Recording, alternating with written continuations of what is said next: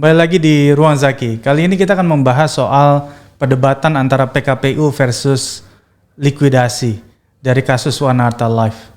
Kita tahu bahwa kasus yang begitu besar, 16 triliun rupiah, menjadi persoalan bagi para nasabah, sementara pemegang sahamnya ditetapkan 7 orang menjadi tersangka, daftar pencarian orang dan red notice dari KPK.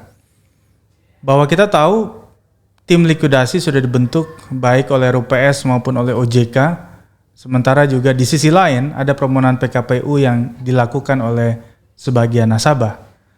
Nah, mari kita simak kira-kira apa untung rugi dan manfaat dari permohonan PKPU dan tim likuidasi. Kita coba lihat misalnya di pasal 142 dijelaskan mengenai apa itu sebenarnya likuidasi dalam Undang-Undang 40 tahun 2007 perseroan terbatas.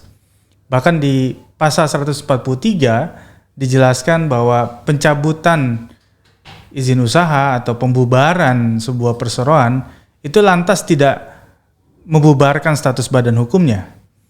Artinya kalau kemudian kita lihat bahwa OJK telah mencabut izin usaha perusahaan One Harta sebagai perusahaan asuransi, maka tidak otomatis kemudian perusahaan itu kehilangan status badan hukumnya. Artinya dia masih eksis. Sebuah perusahaan itu ketika dia sudah bubar, itu harus ditempuh dulu satu hasil pekerjaan dari tim likuidasi yang kemudian dilaporkan kepada RUPS atau pengadilan. Itu pun kalau diterima laporan tersebut, barulah kemudian perusahaan itu bisa kehilangan status badan hukumnya. Nah, persoalannya di sini adalah bagaimana kemudian ketika izin perusahaan One Harta Life sudah dicabut oleh OJK, apakah kemudian dia masih tunduk pada undang-undang asuransi? Bagi saya tidak. Justru dia akan menginduk pada Undang-Undang 40 tahun 2007 perseroan terbatas. Dan tidak ada satupun larangan di dalam undang-undang yang melarang misalnya melakukan gugatan PKPU. Begitupun di dalam undang-undang asuransi, tidak ada satupun alasan itu. Nah, kalau kita kemudian cek di pasal 222 tentang undang-undang kepailitan, di situ dijelaskan tentang bagaimana permohonan PKPU. Bahkan di pasal 224 undang-undang kepailitan, permohonan PKPU itu harus melalui pengadilan. Jadi jelas sekali pada pasal 224 bahwa memang permohonan PKPU itu harus melalui pengadilan. Tidak ada atas seizin OJK dan lain sebagainya. Apalagi izin usahanya sudah dicabut oleh OJK, maka kewenangannya itu sudah tidak lagi jatuh pada Otoritas Jasa Keuangan. Nah, di dalam proses likuidasi, proses yang ditempuhnya ini sangat berliku.